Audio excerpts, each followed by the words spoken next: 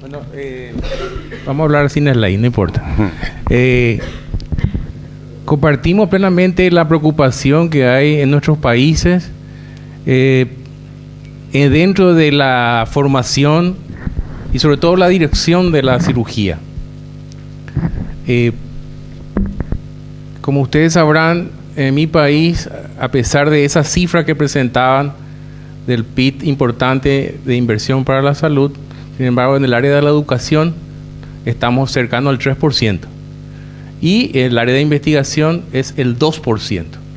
Dentro de la Universidad Nacional de Asunción, a la cual represento, tenemos 3 áreas bien definidas: docencia, investigación y extensión universitaria. El hospital universitario es el hospital de clínicas de Asunción. El hospital de clínicas de Asunción tiene un presupuesto anual de cerca de 70 millones de dólares. Sin embargo, el trabajo que se retribuye a la sociedad está por encima de los 210 millones de dólares de compensación en trabajo. ¿Qué quiere decir eso? Como lo hemos dicho a más de un presidente, es la institución pública que devuelve 3 veces lo invertido en esa institución.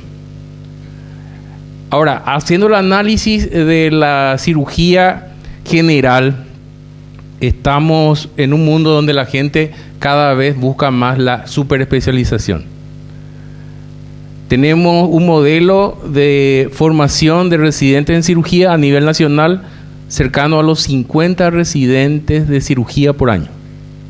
Aún así, la proyección es que a nosotros en Paraguay necesitamos mayor salida de cirujanos generales. La residencia en cirugía general dura 3 años y la certificación la realiza las diferentes universidades. Hay universidades públicas y universidades privadas que se encargan de la residencia y el programa de posgrado de cirugía general. La Universidad Nacional de Asunción, Facultad de Ciencias Médicas, tenemos 36 residentes en total para lo que es nuestro hospital universitario, dentro de lo que es cirugía general. Ahora, el análisis que podemos realizar es que tenemos cerca a 12 programas de subespecialidades de cirugía. El que va a hacer trauma, lo ideal es que hagas 3 años de cirugía general y luego 3 años de cirugía de trauma. El que va a hacer coloproctología, 3 años de cirugía general, 3 años en coloproctología. El que va a hacer cirugía torácica, la misma cosa, 3 años más, y así para cada especialidad. Ahora, lo que vemos es que la sociedad requiere cada día más, busca más super especialistas. Y sobre todo vemos nosotros en el área de ortopedia y traumatología. Hay cirujanos de manos, cirujanos de hombros, cirujanos de cadera, donde los programas de posgrado están enfocados de esa manera. Luego de la titulación de ortopedia y traumatología, se busca la superespecialidad. Y yo me quiero ir al otro lado. Cada vez hay menos cirujanos generales. Y a tal punto que en algún momento yo había preparado una charla, cirujano general, especie en extinción. Sin embargo, sabemos perfectamente que la cirugía general y la cirugía de trauma están netamente vinculadas.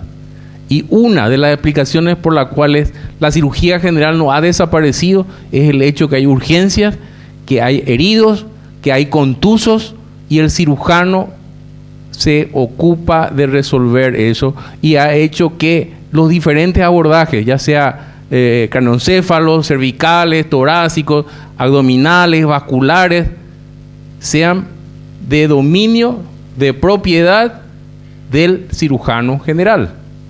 Por supuesto que el cirujano vascular o el cirujano torácico en esa área se va a desenvolver con mayor capacidad. La preocupación en mi país sobre todo es por el tema de tenemos cerca de 20 facultades de medicina, la población es de 7 millones de habitantes, Nos parece que es un exceso de cantidad de facultades de medicina. Hay facultades de medicina que están en las fronteras, que se desarrollan sobre todo con el Brasil, donde el 80% son ciudadanos brasileros que concurren a la Facultad de Medicina paraguaya. Y hay algo que hay que ajustar entonces, hay algo que no está bien. ¿Qué se hace desde el punto de vista país? Como había mencionado, la certificación de la especialidad la da la universidad, el diploma de título de especialista. ¿Qué papel desempeña la Sociedad Paraguaya de Cirugía? La Sociedad Paraguaya de Cirugía certifica y recertifica el proceso de educación médica continua, de tal manera que en este momento tenemos cerca de 400 cirujanos certificados o recertificados por la Sociedad Paraguaya de Cirugía. Y la homologación para la actividad profesional la hace el Ministerio de Salud. La excelencia, que es a lo que todos apuntamos, tiene lagunas de control. Y yo suelo hablar de una frase que me gusta hablar, que es ¿quién controla a quién? Entonces, en este momento la preocupación nacional a nivel gobierno es a través del Ministerio de Educación y Ciencia hacer las acreditaciones de los programas de posgrado. Este año, 2019, empezó a regir la certificación de las carreras de las facultades de medicina. De tal manera que hay una ley de educación superior del año 2013 que daba 5 años de gracia, y este año los alumnos, los estudiantes de medicina, los médicos que se reciban de una facultad de medicina no acreditada, no pueden postularse a becas, no pueden postularse a un programa de residencia, no pueden postular a actividad laboral profesional de la parte pública. La parte privada probablemente no hay un control. Y es lo que vemos, y es lo que nosotros en el área general protestamos, porque el área de la medicina privada hay una población muy heterogénea. Y en este momento la seguridad del paciente está en manos de esa gente que no tiene el control correcto, pero son médicos, tienen su papel de homologación del Ministerio de Salud. A lo mejor puede ser difícilmente tenga de cirujano.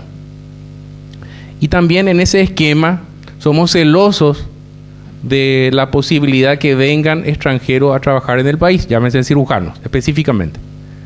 Hay un proceso que el extranjero que viene al país tiene que hacer una rotación rural, 6 meses a 1 año, y luego se hace la homologación de los programas de la carrera. Es muy difícil que ese proceso demore antes de los 3 años. Y entonces es un proceso largo, es un proceso continuo y tiene desafíos. La excelencia en la atención, en la formación del cirujano y sobre todo su vinculación laboral es un desafío permanente. Sin embargo, yo le estaba comentando que a partir de este año empiezan las acreditaciones de los diferentes programas de posgrado. Y también empiezan las acreditaciones institucionales, llámense universidades públicas y o privadas. Va a requerir todavía tiempo para tratar de empezar a articular y movernos para adelante. Y ese es un desafío mayor que tenemos a nivel país. Mi preocupación en particular es que el cirujano y sus resultados se miden, como me mostró excelentemente el doctor Russo, depende de sus horas vuelo. Y lastimosamente esa es la realidad. Entonces nos cuestionamos que cada vez menos residentes estén viendo menos pacientes, teniendo menos posibilidades quirúrgicas y teniendo menor posibilidad de experiencia. ¿Qué está fallando? ¿O en qué estamos fallando nosotros en este análisis? Y es lo que yo había dicho anteriormente. ¿Quién controla a quién? Sin embargo, el sistema es perfectible. Ahora, en cuanto a garantizar la seguridad del paciente, como con el análisis que le estaba dando el doctor Russo, pienso que en mi país está todavía muy incipiente todo esto. Yo no quiero engañarles. Hay una disociación y también preocupación de los académicos en que la medicina se volvió como un todo donde la innovación y la tecnología probablemente es la preocupación mayor dentro de la aplicación de la cirugía. Sin embargo, nosotros creemos que no debemos perder y debemos acompañar el sentido humanitario al paciente. El respeto al paciente, el respeto a la vida, el respeto a la dignidad. Es algo que muchas veces no se enfoca o no se quiere hablar de ello. Sin embargo, la realidad es que vemos que nuestros médicos cada vez pierden algo en el sentido humanitario. Y eso debe ser una llamada de atención para los mayores, para los que tenemos algo más de experiencia que los jóvenes, y sobre todo hacer llegar esas inquietudes a las instancias nacionales para que sean válidos y que sean ajustables en un proceso de tiempo. Un proceso puede durar 5 años, 10 años, 20 años, pero hay que encarar como proyecto o programa dentro de esa preocupación de mejorar la calidad en la cirugía. Muchas gracias.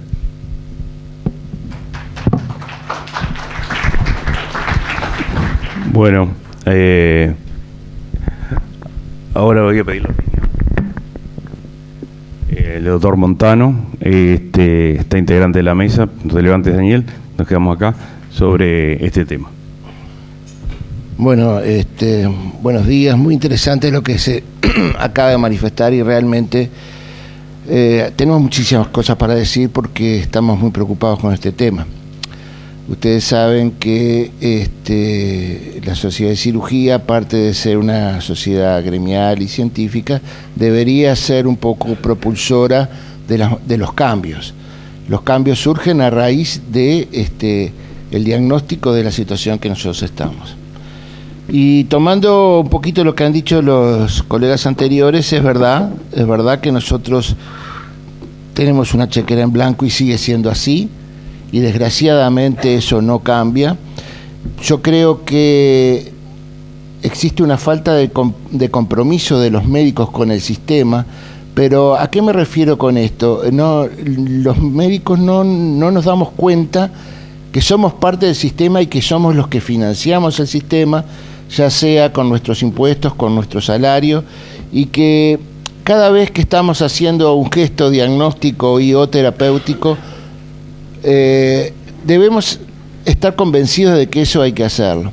Y voy a poner un ejemplo bien burdo, que lo vemos todos los días los cirujanos, y es en la urgencia, cuando vemos un paciente que nos pasan, un paciente de todos los días, el médico de medicina, que fue el que lo vio primero, y es un dolor en el abdominal, siempre tiene una ecografía hecha y una rutina hecha.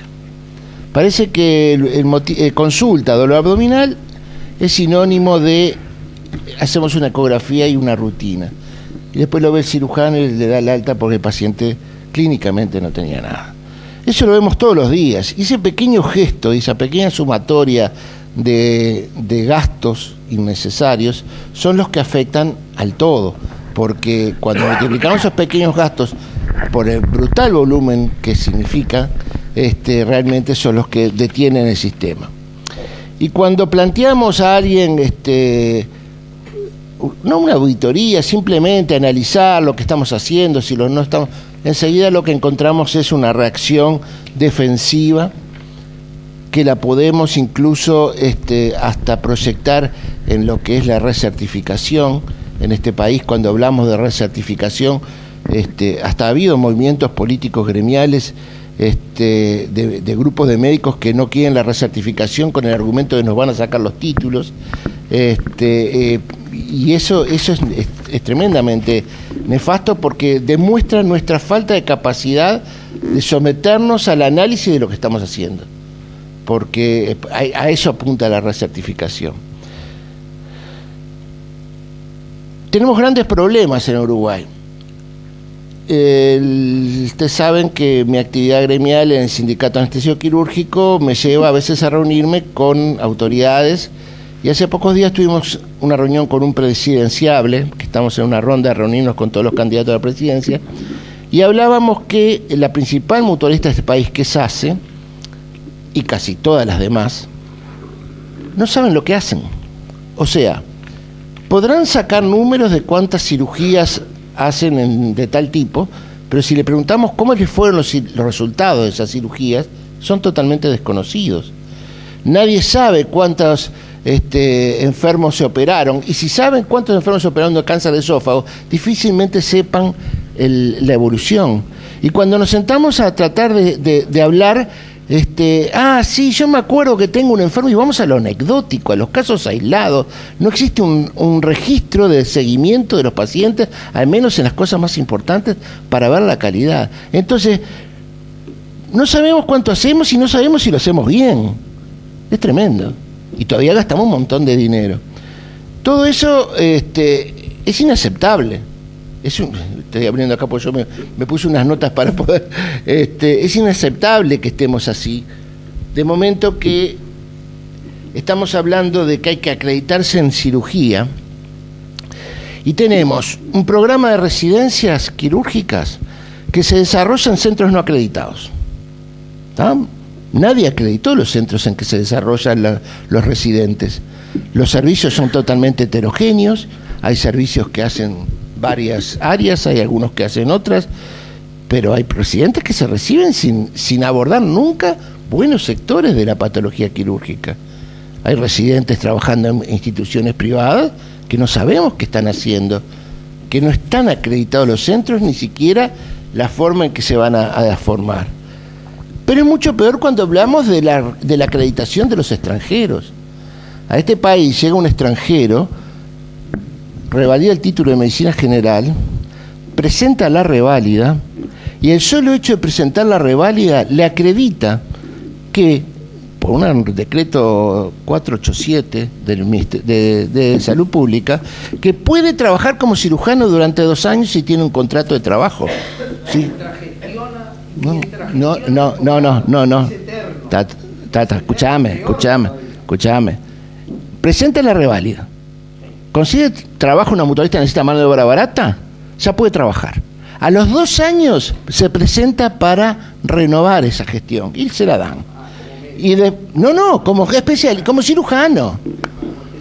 Y después nunca sigue la reválida y no le importa acceder al título y sigue trabajando. Y no hay ningún tipo de control. Y nosotros, durante nuestra presidencia, denunciamos casos en el interior de cirujanos extranjeros trabajando sin título. Entonces, tenemos problemas para acreditar los nuestros, pero todavía tenemos problemas con los extranjeros. Todo esto lo estamos denunciando a nivel gremial.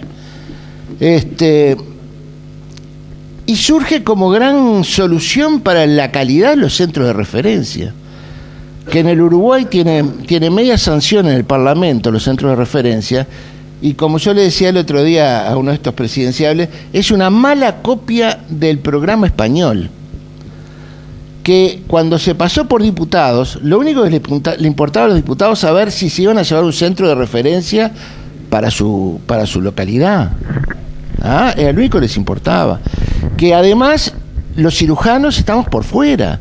Nadie nos pregunta qué patologías justifican un centro de referencia, qué lugares del país son los más adecuados por elementos técnicos, por elementos humanos, por concentración de patología. Nadie nos pregunta. Obviamente porque hay otras personas que se creen que saben todo. Entonces,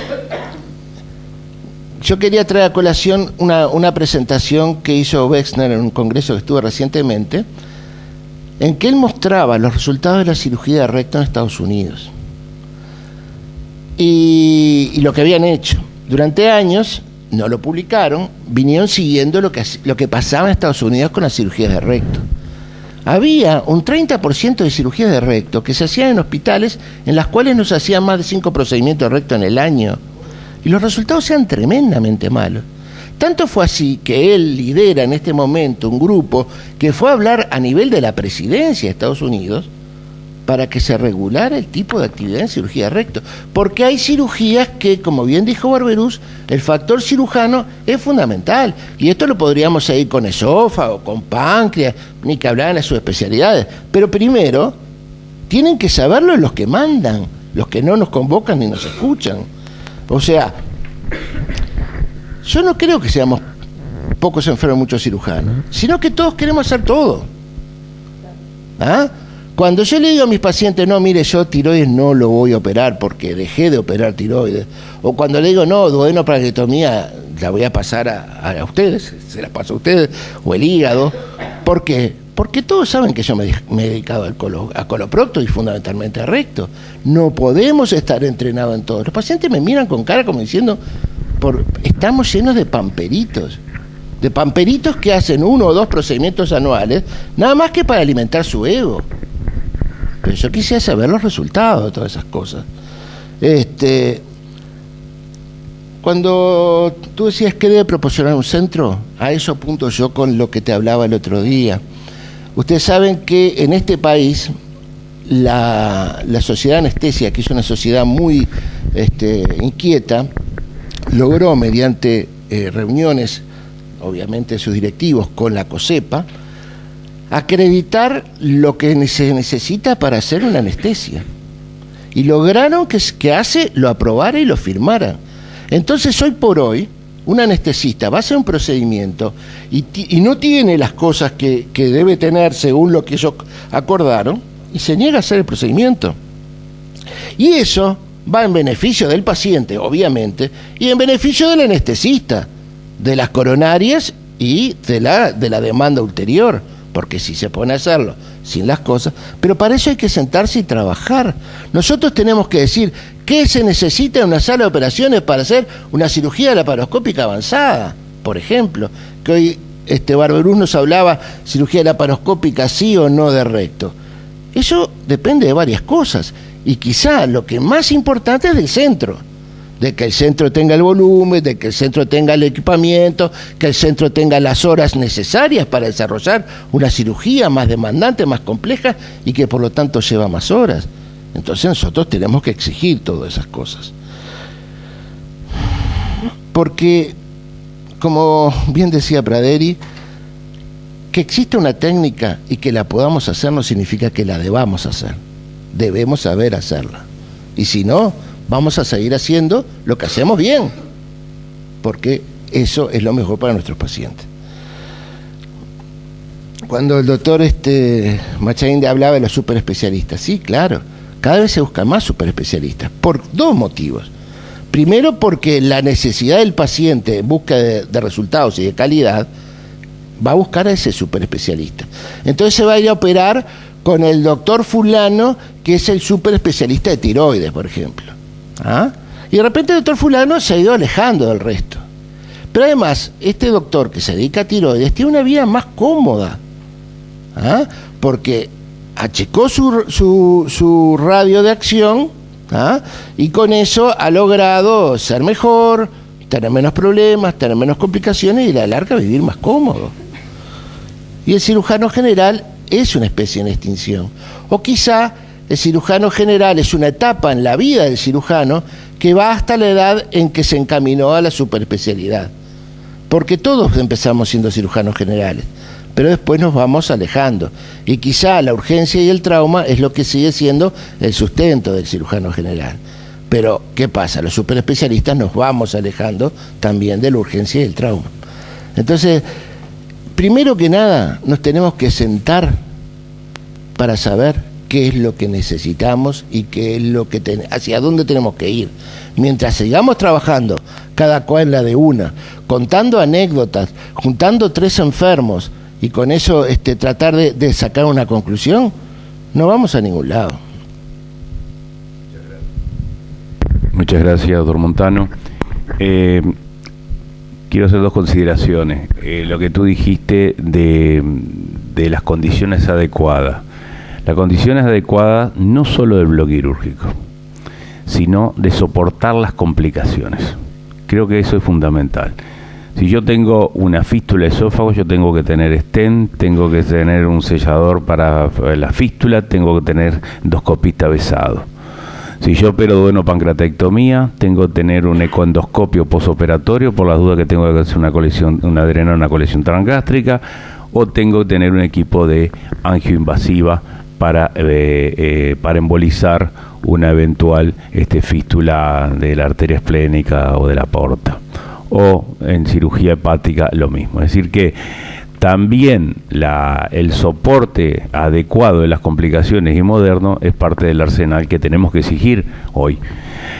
Pero la pregunta que yo les quería hacer era, ahora a nivel de docencia en los hospitales, yo veo que los muchachos grado 2 en estos casos ya vienen con una tendencia, a mí me gusta tal cosa, a mí me gusta tal otra. Y la pregunta es, ¿debemos estimular de que ya desde joven vayan en esa línea a que se dediquen a mama, hepatobilio, esófago, colon, recto, más emergencia por supuesto, porque el Uruguay se va a vivir de eso? ¿O debemos seguir con la formación ya desde básica total y completa? Sí, Daniel. Cortita. Lo que pasa que nosotros tenemos una deformación, que es que pensamos que la carrera docente es para formarse. No, señor, hay que formarlos en la residencia, ¿tá? Durante la residencia se tienen que formar y tienen que acceder a toda la cirugía que es más frecuente, de manera tal que el que sigue la carrera docente ya está en otra cosa, y ese sí tiene por qué ir pensando en qué le gusta una cosita antes. Hoy yo ya tengo residente acá, estoy mirando a uno que ya entró el plan 5 años. 5 años, 150 cirugías, ¿sí? Son 600 cirugías que va a tener que hacer. O sea que la exigencia de 600 cirugías van a ser para los 5 años aproximadamente, vamos a tener que enseñarle todo. La pregunta es después, que vos te recibís de cirujano, si estamos de acuerdo de que la especialización y que vayan hacia otro.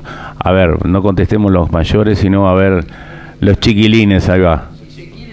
A ver, Eduard, dale. Dale allá. Eduard, que sos un residente mejorado con título, dale. Bueno, buenos días para todos, ¿cómo están?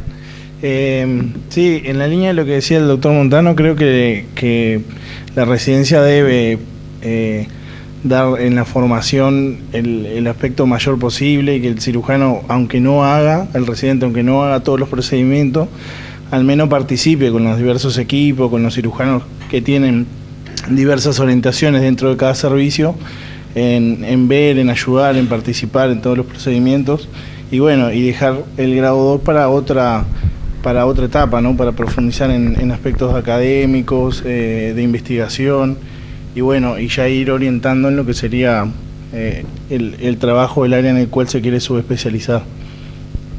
Alicia, que está atrás, ¿cuál es tu visión ahora que estás trabajando en el interior? Gracias por lo joven. No, la formación, yo creo que todavía seguimos, que yo que trabajo en el interior, que tiene que ser total, porque en muchos sectores no tenemos equipos para armar. Por suerte estamos en un intermedio que estamos pasando a armar equipos para tener mejor experiencia y mejores resultados, pero la formación tiene que ser total. Todavía. Bien, a ver, otra opinión. Federico. Claro, yo digo, cuando contesten esto, piensen que acá tenemos el país partido en dos, ¿no? Tenemos una clara tendencia a la superespecialización en Montevideo y una necesidad absoluta del cirujano polivalente y generalista, como decía Alicia, en el interior. El paquete se va a tener que comprar completo, y ahora a mí me gustaría saber los jóvenes, ¿qué piensan los muchachos más jóvenes de esto? ¿Para dónde ellos piensan? Porque algo están pensando ya.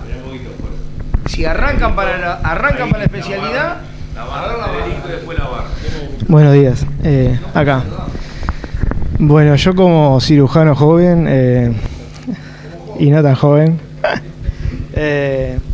yo creo que por lo menos en mi caso, no sé si la palabra es miedo, pero incertidumbre. Está muy lindo, me gusta el esófago, pero veo cuántos esófagos se pegan en el centro donde trabajo y no puedo mandar a mis hijos al colegio operando esófagos. Entonces una cosa es lo que me gusta y otra cosa es la realidad del Uruguay. Está muy lindo todo esto y también tenemos colegas de 50 y pico años que viven de la cirugía general y de la emergencia y de la urgencia. Entonces, creo que, por lo menos en mi caso, que yo ya digo hace 4 o 5 años que tengo el título y que puede ser que me guste una rama de la cirugía general, incluso he tenido la experiencia ahora en estos meses de ir a hacer una pasantía en HPV en San Pablo, y uno viene motivado, pero después la motivación y la realidad es diferente. O sea, me gustaría hacer HPV o coloprocto, y seguramente a todo el mundo le gustaría hacer algo, concentrarse en eso, ordenar su vida en eso, y no tener que ir a operar una apendicitis a las 3 de la mañana con 60 años, o que me llamen que sea, o más, porque realmente yo me saco el sombrero con los colegas de más años que van a las 3 de la mañana, con capaz que en una mayor gana, pero van y se pasan toda la madrugada operando. Me saco el sombrero y también pienso si eso es lo mejor para los pacientes. Y sin duda no lo es. Y para los cirujanos tampoco, para la vida. Entonces yo creo que el cirujano general, el cirujano joven, tiene una visión totalmente diferente a los cirujanos que tienen 20, 30 años más que yo. Que no es que la vida la quiera tener más tranquila, quiere tener una vida más ordenada, menos loca, y que quizás ve para arriba y dice, no, yo veo esto y tengo pocos ejemplos que bueno, este me gustaría, y veo otros y digo, no, esto no. Entonces, yo creo que hay muchos más esto no de los que yo veo, de los que me puedo tomar como ejemplo, o me gustaría estar dentro de 20, 30 años más.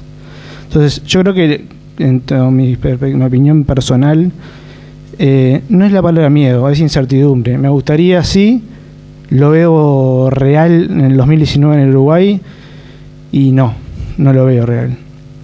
Me gustaría que avancemos y que podamos construir la realidad esa. Creo que sería mejor para todos, para los pacientes y para nosotros como especialistas, sin duda.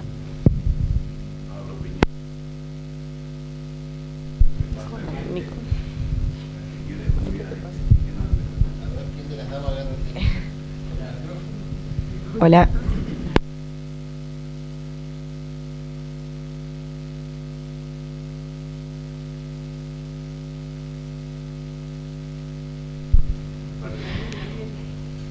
Hola, sí, no, yo creo que hablando de la etapa de formación, me parece que es fundamental sí, residente de primer año. Y bueno, sí, creo que en los primeros años de la residencia es fundamental una formación integral, digo, es lógico y no se puede pasar de esa etapa. Después, ya capaz que 4º o 5º año de residencia o finalizada la residencia, recibido, creo que es el momento de capaz subespecializarse al que quiera o bueno, o pueda. Pero en los primeros años creo que es fundamental. Pirof, a ver, chiquilines ahí. Buenas, comparto más o menos lo que se estuvo hablando. Básicamente, si bien todos tenemos ganas de subespecializarnos en algo y vivir de eso y más tranquilos, pero la realidad me parece que, bueno, nos lleva a la necesidad de tener que saber de todo y trabajar en todo, digamos.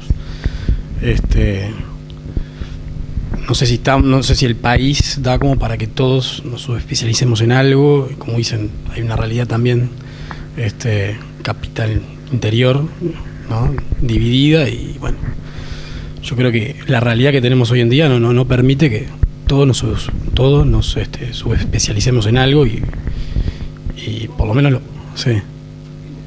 Tercero. Tú tienes mayores y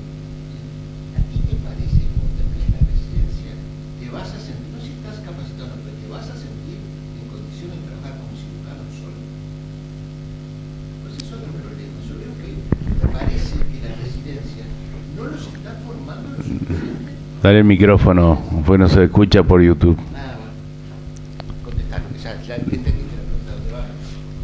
Bueno, estoy de acuerdo, creo que no. Bien, Pilar, a ver, una opinión desde el extranjero. ¿Qué te parece Uruguay? Pilar, presentate. Yo soy Pilar, soy residente de segundo año del Maciel. Soy de Bolivia. Vine acá a hacer en realidad estoy en calidad de posgrado. Bueno, más o menos comparando un poco, sí, evidentemente no es decir que Bolivia está en lo mejor de la medicina, pero sí en cuanto a volumen de pacientes es totalmente diferente. Sí, comparando con Uruguay, tiene sus cosas, sus pros y sus contras. Sin embargo, yo viendo desde el punto, por así decirlo, intermedio, veo que acá, bueno, comparando con allá, la investigación es mucho más en cuanto a y en lo que se le exige a uno en lo académico, es mucho mejor a lo que uno tiene allá. Por ejemplo, hablo por lo que he podido ver, que si bien allá hay mucho más volumen de pacientes que se opera, muchos más días de bloque y demás, en cuanto a la formación académica no se puede comparar, porque en el mismo tiempo de estudio que un residente tiene saliendo del hospital, no te rinde, tienes muchas menos horas de estudio como residente. Entonces, en ese sentido, yo veo que es algo bueno que tiene Uruguay acá, pero sí, evidentemente el volumen de pacientes operados es un poco limitado. Sí, profesor Machain. Sí, pienso que es oportuno todo lo que se está comentando, pero para que no quede todo en el olvido, tenemos que llegar a un consenso, más ustedes que yo, porque los uruguayos viven acá, y cuando hablo de uruguayos, hablo de Sociedad Uruguaya, Asociación Uruguaya o Sociedad Uruguaya de Cirugía, el capítulo de Uruguay y del Colegio Americano de Cirujanos. Tenemos que tener la capacidad. ¿Por qué? Porque el cirujano siempre actúa por convencimiento. El cirujano es el motor que mueve el centro hospitalario. El cirujano es el líder natural. Y ese líder natural, ¿en qué estamos fallando? Digo yo, y también me autocritico en mi país, es en llegar a las autoridades o a los políticos. Y el cirujano puede tener o tiene que tener la capacidad de convencerle al semejante. No hay barrera para el cirujano. Entonces falta un diálogo, un acercamiento a las autoridades o a los políticos, y a partir de ahí ver un poco políticas nacionales en cirugía. Por supuesto que los políticos, las autoridades no van a trabajar en ese proyecto, no van a tener idea del proyecto, porque el proyecto lo debemos hacer nosotros los cirujanos. Entonces, esto me parece muy oportuno y muy importante rescatar. Probablemente la posibilidad de hacer un consenso, una reunión específica acá en Uruguay, y de plantear este problema y de llegar a las instancias que deciden las políticas nacionales. Eso por un lado. Por otro lado, lo que quería comentar, también 150 al año por año de residencia es lo mínimo que se exige para cada programa.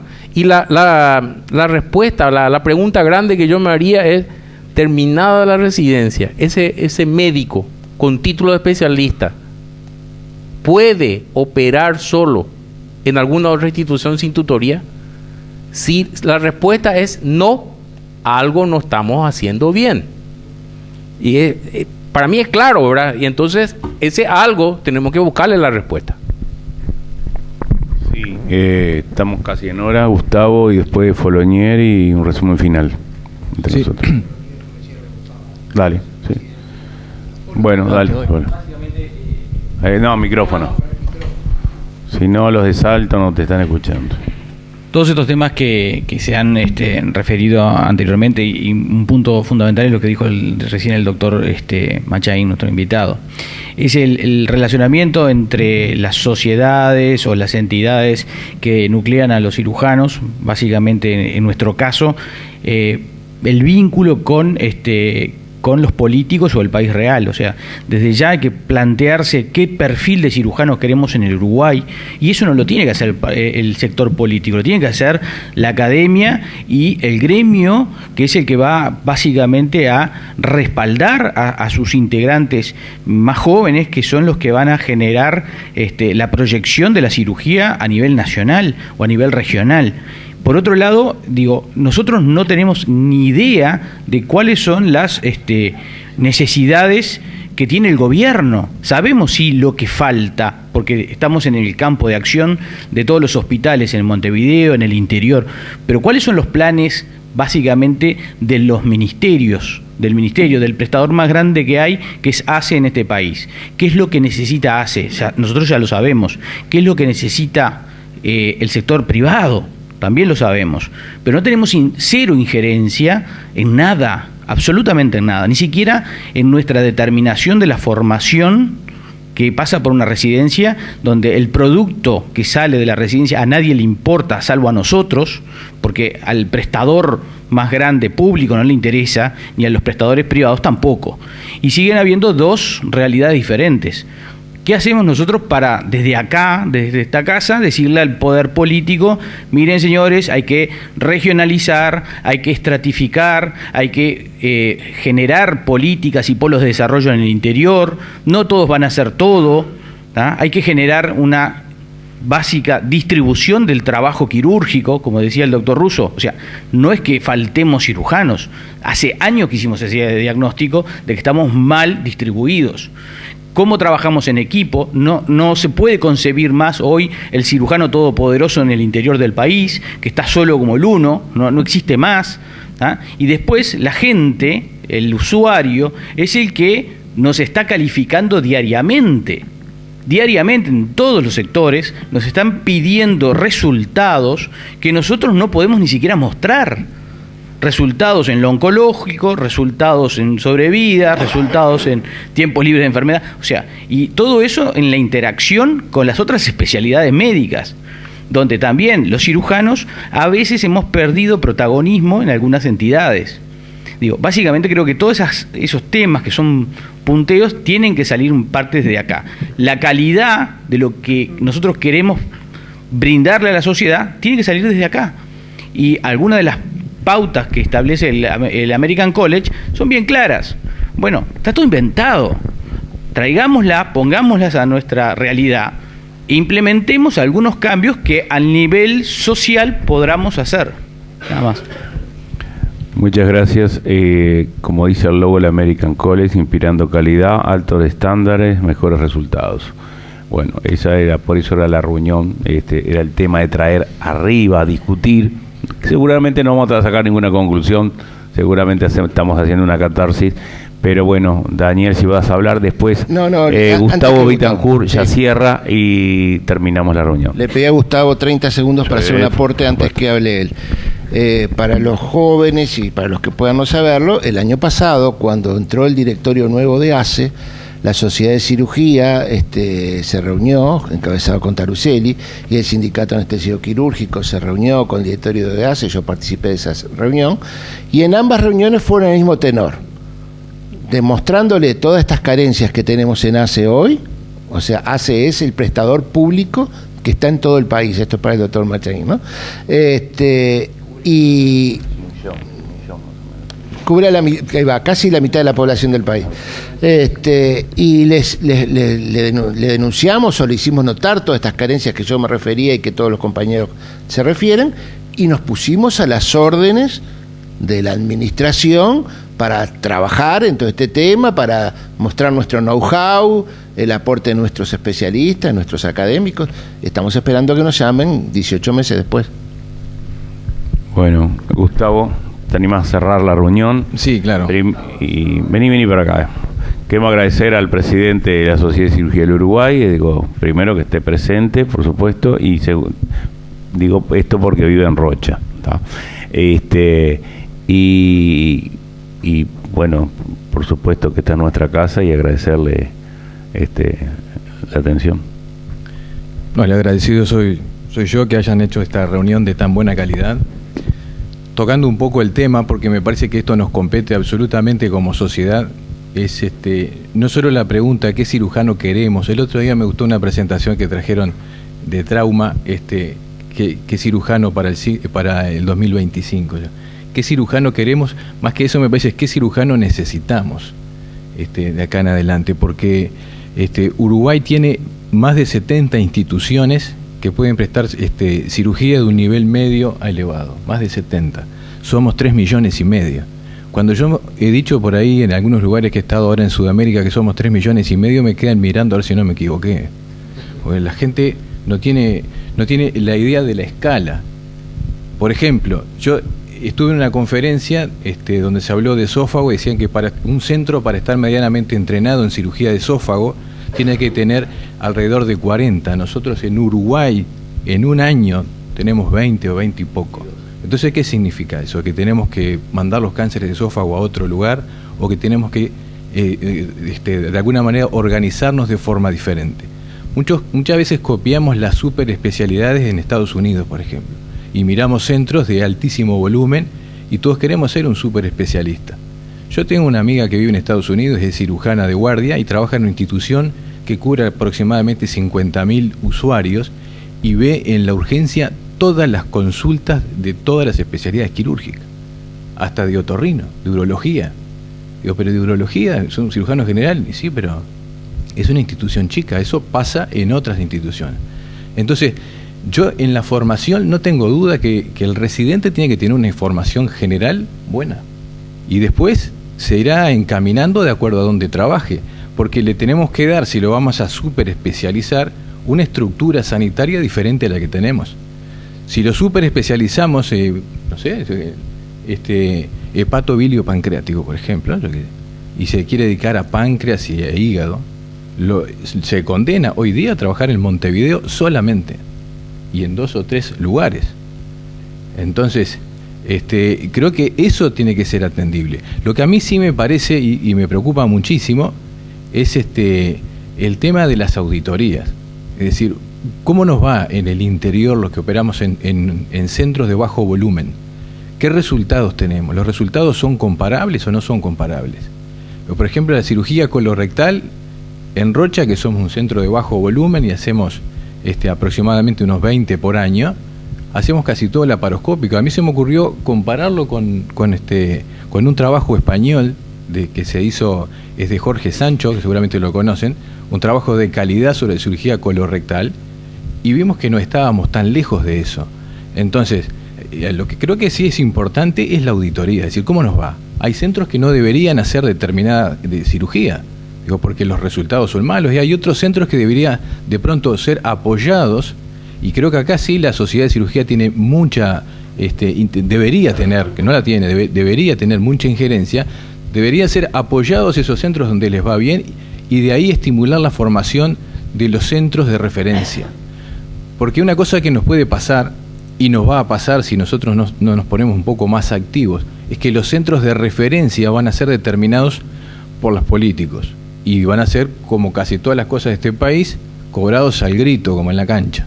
Es decir, yo quiero uno acá y el que grite más fuerte se lo va a llevar. Entonces me parece que eso, con una buena intención, porque creo que quienes piensan en un centro de referencia están bien intencionados, pero si nosotros no participamos en eso, corremos el riesgo de que no se logre el efecto que se desea. Me parece que este es un tema que la Sociedad de Cirugía lo recoge con muchísimas ganas, es un punto para trabajar, tiene que ver en la proyección hacia los próximos años. Es un debe de nosotros, me parece, tratar de insistir en participar. Ya lo hicimos con ACE, pero hay que insistir.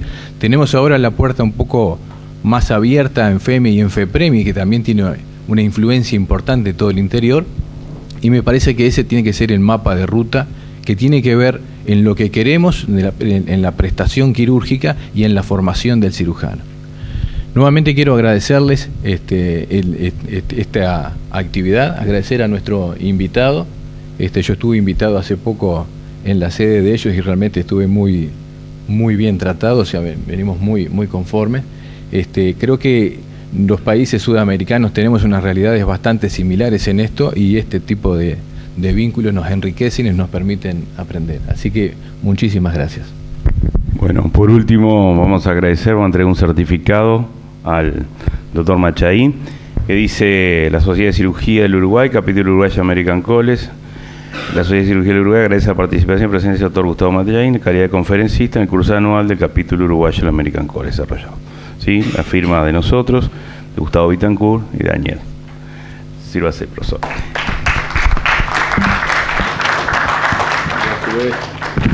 Le vamos a hacer entrega de un presente, recuerdo de Uruguay, algo de cuero tradicional uruguayo, una agenda, carpetita.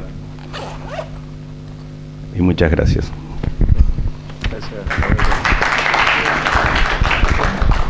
Si me permiten nuevamente agradecer al Colegio Americano de Cirujanos, capítulo Uruguay. Nuestras realidades, como lo decía acá el presidente de la sociedad, son muy similares. Estamos a una distancia corta y hay cosas que nosotros nos enteramos tarde. Les cuento, yo me enteré la semana pasada que a nivel Mercosur los ministros de Educación han firmado un convenio por el cual se reconoce en el área de Mercosur todas las titulaciones de especialidades. No sé si ustedes lo sabían, yo me enteré hace 8 días. Y entonces vienen las diferentes acreditaciones Arcosur en el área del área académica. Entonces es un desafío que vamos a tener, pero la reglamentación de todo eso probablemente la podemos construir entre todos. Y yo soy un convencido que teniendo realidades similares nosotros, ¿cuál es uno de nuestros talones de Aquiles? La publicación científica. Trabajos cooperativos es el camino que puede ayudar a tener mayor volumen de pacientes y sobre todo mayor estadística desde el punto de vista del análisis científico. Entonces yo pienso que es un desafío también que quiero lanzarles. Como académico a mí me gusta el área de investigación y pienso que es el camino que nos falta en Latinoamérica. Muchas gracias. Bueno, muchas gracias.